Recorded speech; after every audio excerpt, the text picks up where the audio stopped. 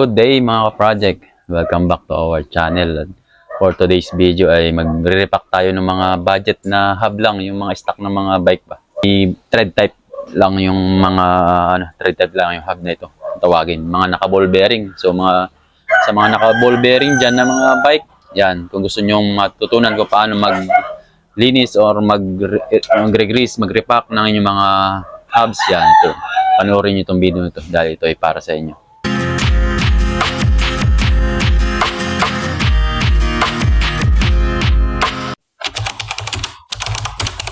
Mapapansin natin dito talagang hindi na naikot at magaspang na. Ibig sabihin, may tama na yung bearing or wala na, tuyo ng grasa. Kaya kung sakali, bilan na lang natin ng bagong bearing tapos linisin lang natin. So mga dali lang yung mga tools natin gagamitin. Ito lang, gamit tayong katala. Sa mga thread type, meron tayong ginagamit na ito. Iba pa yung pang cassette dahil mas maiksi yung sa cassette, ito sa thread type. May mahaba-haba. At ito lang, number 15 na spanner, yung 15 na millimeter na spanner. Kung wala naman, pwede kayong mag-DIY ng mga open wrench. Gawin nyo na lang, sanderin nyo para magkasya dun sa singit na mga ng mga nut, tsaka isang katala pa ulit. Yun lang. Bali ito lang kailangan natin sa pag-repack na itong mga ball bearing type na hub. Yan. So yan mga project, dito na tayo mag-umpisa sa pagtanggal ng skewer. Tapos para hindi na kayo mahirapan kung saan nilalagay yung mga bolt, yung mga nut, sa isang side na lang yung kakalasin natin para paghugot, tapos pagbabalik, yun lang. Dito lang tayo lagi magkakalas, tapos maghihigpit. Dun sa iba, gusto nyong alisin to, pwede naman. Para hindi makakontaminate paglilinis yung ating rotor. Pero ako, hindi ko na alisin yan dahil iingatan ko na lang na hindi malagyan ng langis or ng panlinis natin na diesel na crudo. Ayan guys, ito tanggalin na natin yung nut. Meron 15 na na spanner, ito lang sa loob. Tapos itong katala natin dito sa nut. Madali lang to guys, kaya sigurado kayang-kaya nyo rin to. Doon sa mga gusto mag-DIY, sa mga bago pala nag-bisikleta, tapos ganito yung hub. Ito, panoorin nyo to hanggang dulo para matutunan nyo rin. Para mas makakatipid na kayo sa pagpapagawa. Pangbili nyo na lang ng pyesa yung ipagpapaayos nyo. O kaya bili kayo ng tools na ganito lang, mura lang to guys. Ilalagay natin yung link dyan sa description para kung sakaling gusto nyong bumili rin, hindi na kayo mahirapan maghanap. Ayan, kita na yung mga bearing nya. Ayan, tayo na nga, wala na siyang grasa. Pero okay pa dahil makintab. Tanggal pa. So, kailangan natin ng tray para may lagayan. Tapos ito yung axle nya. Ilinisin lang natin yan para paglalagay natin bagong grasa na. Gamit lang ako dito ng flat screw para matanggal natin. Nga pala mga bulitas tigsiyam bawat side kaya 18 peraso yan. Okay na, tanggal na. Ilinisin ko lang muna. Dito naman kapag ganyang hindi naman gaanong kadumihan, medyo punasan na lang natin yan. Para iwas tayo sa pwedeng maka-contaminate ng ating rotor. Ito nga pala yung unahang hub ng bike, kaya meron pa tayo mamayang isa pa. Ito, punas na lang din. Para hindi na talaga, parang linisan na lang natin yung mga bearing, tsaka yung axle at nut niya. So yan guys, ito yung lilinisin ko. Ayan, tanggalin natin yung mga lumang grasa niya. Tsaka dito, alisin natin yan. Para maganda yung paglalagay natin doon sa bagong grasa. Mga ka-project, tapos ko nang linisin. Tapos yan, pinunas ko na lang. So maganda pa yung bearing niya, kaya hindi natin siya papalatan. Ito naman kanyang hub. Ayan, okay pa rin yung mga cup, kaya good na goods pa rin. Tapos yung grasa natin gagamitin ito lang. Pero item na siya na kulay blue guys. Kung gusto nyo rin ito, ilalagay rin natin yung link dyan sa ibaba, sa description. Dahil mura lang to guys, nabili ko. Kaya pagka maghahanap kayo ng grasa, ito ang bilhin nyo. Lagay ko na yung ating mga bulitas. So lagyan muna natin ng grasa itong mga cup. Para kumapit yung bearing doon. Hindi na mahulog. Tigkabila. Ayan, pagka nalagyan na natin, taipot, ilagyan na natin yung bulitas. Tig-siyam na peraso lang. Pero sa Shimano, tig-10 sila. Yung medyo maliit dito ang bearing ng Shimano. Ayan. Kung mapapansin nyo, may space yan. Hindi talaga yan kompleto. Para yun makalaro yung bearing natin ng maayos.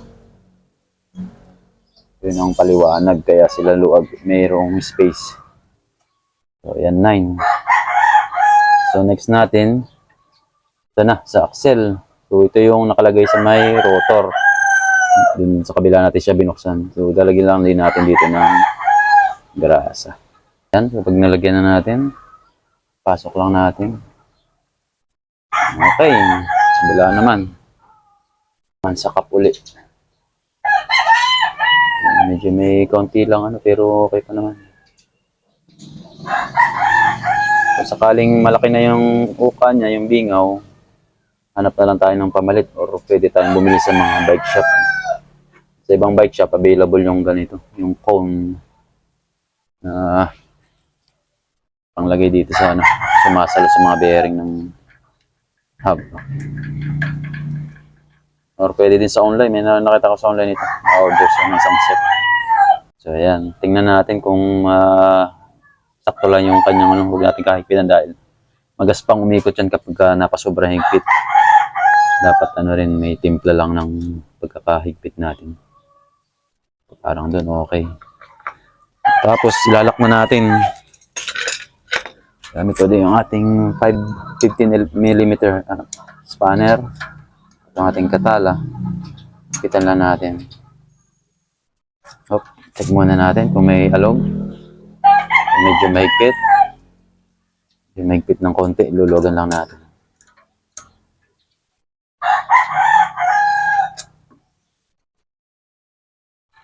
Konti pa. Masama yung napapahigpit na sobra dahil makaikot na maganda yung bearing. Check lang natin kung may alog. Pataas pa ba lang, ikot. Ayan, okay. Ayos na. Pa natin siya, higpitan ng maayos. So yun, 1 down. Okay na itong ating pangunahan na hub. Balik lang natin itong skewer.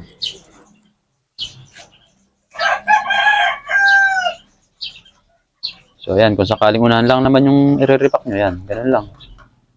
Tapos balik nyo na sa tinidor. Okay na yun. Yan, dito na tayo guys sa likod naman na hub. Ito yung may sprocket. Trip tight cabs lang ang tawag dito. Kaya pag mag-aalis tayo, yung tools na pinakita ko kanina ang gagamitin, isang buo na yan tatanggal. Naman guys, kapag gusto nyo siyang i-repack, kapag medyo may daman kayo magaspang or may kalog, panoorin nyo na lang yung isang video ko na ginawa para dito. Dahil ito, hindi ko na i-repack to dahil okay pa to. Doon sa video ko na yun, pinakita ko kung paano tanggalin at i-repack yung mga bearing sa loob niya. At may binabawas na spacer kung sakaling malakas na yung kalog. Check nyo na lang yung link dyan sa description. So yan guys, dito pagtatanggal ng mga thread type, patras lang naman. Wala nang pangontra, hindi na kailangan. Hindi kagaya ng mga cassette type. Dahil isang buo na siyang matatanggal. Medyo okay pa yung kanyang ikot, kaya sigurado maganda pa rin ang bearing nito. Dito pa rin natin siya bubuksan sa side nito. Para doon sa rotor, salpak lang uli. Tapos dito yung lock natin. Okay, tanggalin na natin. Saka kaya dito, isang side lang binubuksan ko para hindi na magkapalit-palit ang mga tornilyo. Ayan nga, tama nga guys, maputi pa ang bearing. Pero wala na rin masyadong grasa. Ayan, okay, maganda pa to. Hindi masyadong bugbog ang axle niya guys.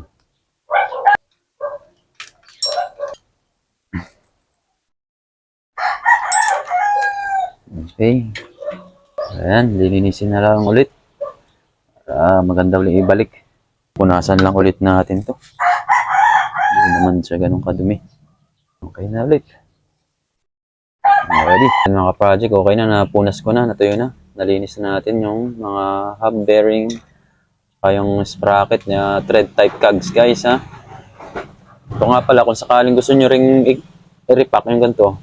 Yan, panoorin nyo na lang yung video ko na ginawa.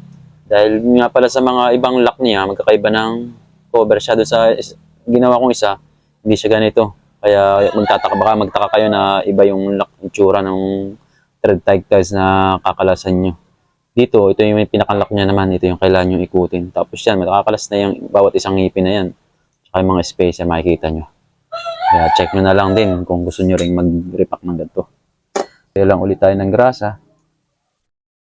Ito yung drive side to. Narito yung cogs natin. Okay, lagyan natin yung bearing. Tig-siyam lang ulit. Pareha sila sa unahan at saka sa likuran. Tig-siyam na bulitas lang. Pero may mga thread type cogs na naka-seal bearing ang hub ng body nila. Hindi lahat naka-ball bearing. So yan, 9.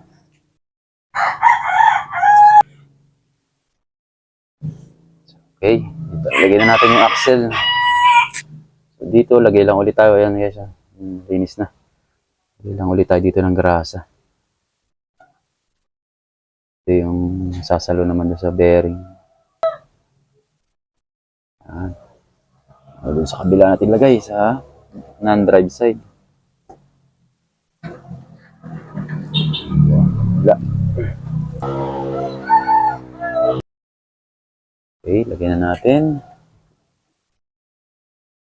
Yan, madalas ganito pa ang itsura nila. Yan, balik natin itong spacer na malaki tapos itong nut. Dito lang ulit natin siya ilalak. Kung saan natin siya binuksan, doon natin siya ilalak. Yun lang ang tatandaan para hindi kayo malito. Ilak natin gamit yung ating spanner na 15mm. Kung wala, open wrench na 15. Kung hindi kasya, pwede namang i-DIY. Gawin natin. Papanipisan lang natin yan. Mga open wrench, sasandarin. So, ganyan guys. Pagka medyo may alog ng konti, kontra natin ang katala din sa kabila. Tapos ikot natin dito.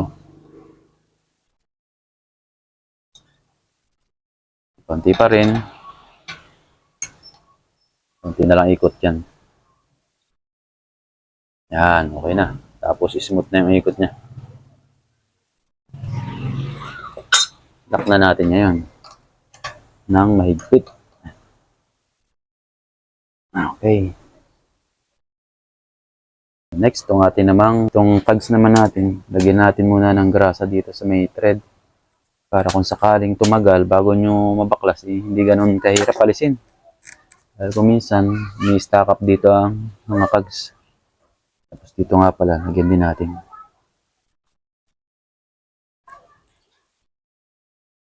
Lagyan natin.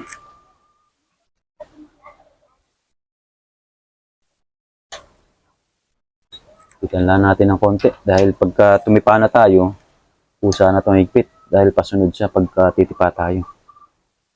Okay. Yan yung skewer. At ayun, ayos na. Di ba, napakadali lang guys, kaya gagawa nyo rin ito. Basta meron kayo ng available na tools na ginagamit ko kayang-kaya nyo rin ito. Ready to go!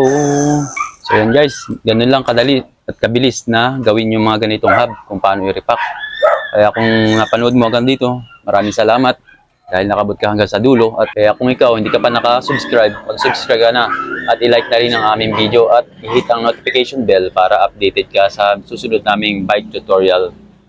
So yun lang guys, maraming salamat. Hanggang sa muli, ride safe, peace on!